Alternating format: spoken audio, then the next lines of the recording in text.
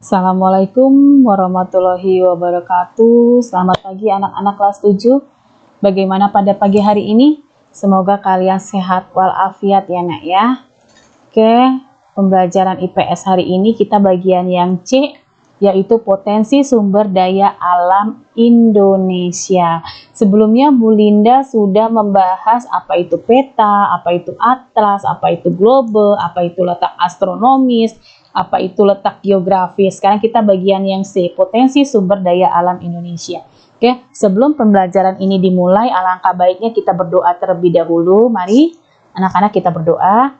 Bismillahirrahmanirrahim. Ya Allah, berikan kami kesehatan, berikan kami ilmu yang bermanfaat, jadikanlah kami anak yang cerdas. Amin ya robbal alamin. Oke, lanjut.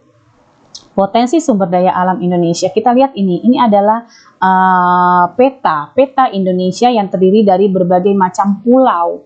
Pulau besarnya aja ya Ibu sebutin ya. Sumatera, Kalimantan, Jawa, Sulawesi, Irian Jaya. Ini adalah pulau-pulau besar yang ada di Indonesia dan mempunyai barang tambang yang banyak di Indonesia seperti minyak bumi, batu bara, gas alam, timah, emas, dan lain-lain. Itu adalah sumber daya alam, kekayaan alam dari Indonesia. Kita baca.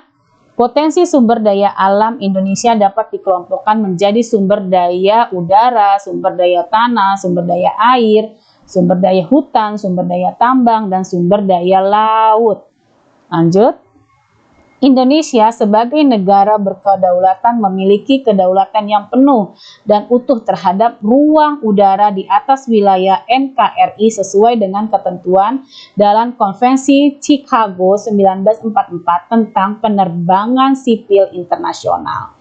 Nah, Indonesia ini mempunyai wewenang penuh terhadap wilayah NKRI-nya, baik pertambangan, baik perekonomian, dan lain-lain ya. Lanjut. Indonesia memiliki beragam jenis tanah. Ada tanah subur dan ada tanah yang tidak subur. Nah, coba kamu lihat ini. Ini kalau menurut kamu ini tanah subur atau tidak?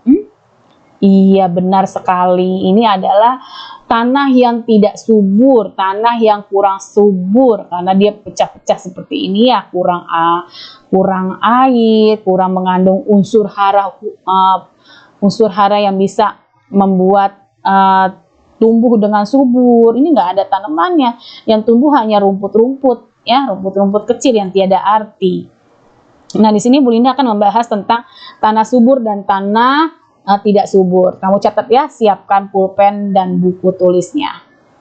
Macam-macam tanah subur, tulis. Macam-macam tanah subur. 1, yaitu tanah aluvial. 1, tanah aluvial.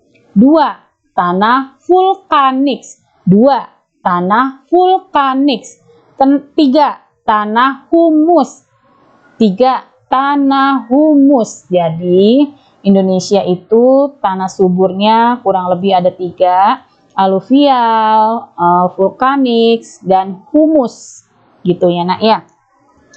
Tanah aluvial ini adalah tanah yang selalu dialiri oleh air sehingga suhu kelembapannya itu bagus ya, bisa ditanami apa saja, tumbuh dengan cepat seperti contohnya di aliran sungai, seperti di persawahan ya.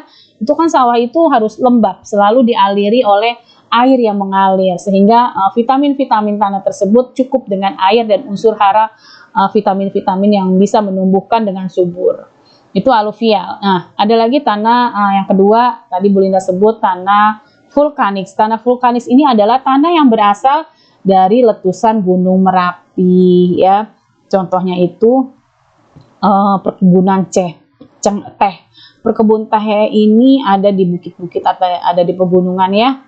Kenapa dia tumbuh dengan subur? Karena tanah tersebut mengandung unsur tanah vulkanik, di mana letusan dari Gunung Merapi itu asap-asapnya bisa menyuburkan tanah-tanah yang ada di sekitar tadi, ya, di sekitar pegunungan atau bukit-bukit tadi. Itulah yang menyebabkan tanah-tanah di pegunungan itu subur, ditanami oleh perkebunan teh dan lain-lain, tumbuh dengan subur ya. Nah, yang ketiga yaitu tanah humus. Tanah humus ini yaitu terjadi dari lapukan ranting-ranting, dahan-dahan pohon, ya, atau bangkai hewan, bangkai tumbuhan, ya. Itulah yang disebut dengan tanah humus. Namun tanah humus sebenarnya ada dua sih ya, tanah humus alami dan tanah humus buatan manusia. Tapi yang di sini kita bahas adalah tanah humus alami, ya. Oke, yang ketiga tanah kurang subur atau tanah tidak subur. Tanah kurang subur ini dua aja ya yang Ibu sebutkan. Salah satunya adalah tanah gambut. Apa itu tanah gambut? Tanah gambut adalah tanah yang kurang subur yang apabila ditanami hanya tumbuh seperti ini aja. Rumput-rumput, ya, daun-daun tanaman kecil-kecil yang tiada arti, ilalang. Ya, yang tumbuh hanya ilalang, ya, itu tiada arti. Itu adalah tanah gambut. Itu banyak sekali di Kalimantan, tanah gambut tersebut, dan Sulawesi, tapi paling banyak di Kalimantan. Nah, ada lagi yang kedua tanah kurang subur itu laterit namanya. Tanah laterit ini adalah tadinya sih tanah subur, tapi karena sering turunnya air hujan, airnya terkikis, kesuburannya itu unsur-unsur hara yang ada di dalam tanah, jadilah tanah yang kurang subur. Seperti itu ya nak ya. Jadi tanah kurang subur, gambut dan laterit. Ya nak, oke. Mengerti ya, tanah subur dan tanah tidak subur. Sudah Bulinda kasih contohnya. Lanjut.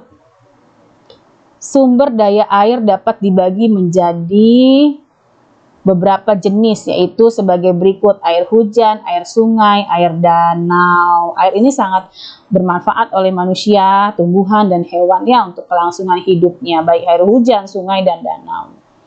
Oke, lanjut. Hutan. Di Indonesia memiliki luas sekitar 99,6 juta hektar atau 52,3% dari luas wilayah Indonesia.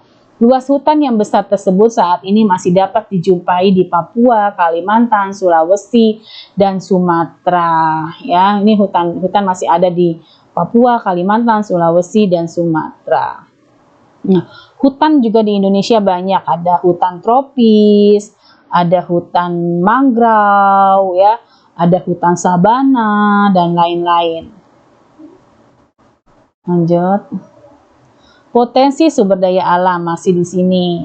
Potensi kemaritiman Indonesia terbesar adalah perikanan. Jadi kalau kita membahas tentang kemaritiman, berarti ini tentang perikanan yang ada di laut, ya, hewan-hewan yang ada di laut. Selain itu, ada pula potensi berupa hutan mangrove dan terumbu karang di Indonesia.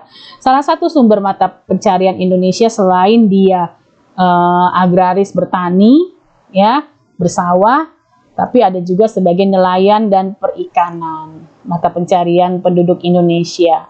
Nah, di sini Ibu akan membahas di maritim ini adalah tentang dua, hutan mangrove dan terumbu karang. Pasti kamu udah tahu ya hutan mangrove itu. Hutan mangrove ini hutan yang dilindungi, yang biasanya ada di pinggir-pinggir sungai. Ini hutan mangrove nih.